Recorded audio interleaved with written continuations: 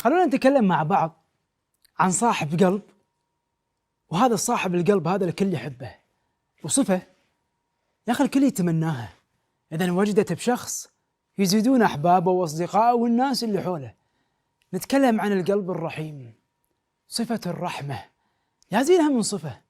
إذا جيت تمدح واحد وتقول له فلان تبارك الرحمن، يا أخي قلبه مليان رحمة، يحب الخير ويساعد الناس ويعطف على الصغير ويحترم الكبير، لأنه إنسان رحيم ومتصف بصفة الرحمة اللي هي صفة الرحمن سبحانه، بعكس ذاك الإنسان اللي قلبه ما في رحمة نهائيا، وبين الرحمة عداوة للأسف.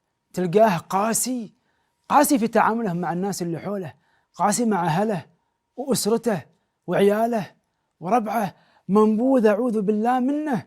وإذا تبي توصفه وتقول هذا إنسان عديم الرحمة وقلبه ما يعرف للرحمة طريق، من كثر ما هي صفة مذمومة اللي هي عديم الرحمة، إذا جيت تقول لشخص معين أنت عديم الرحمة يتضايق ويزعل. شلون تقول عني أن أنا عديم الرحمة؟ وإذا جيت تمدح شخص تقول عنه أن أنت قلبك رحيم، تلقاه ينبسط ويستانس تبارك الرحمن. ليش؟ لأنها صفة جميلة جدا ومحببة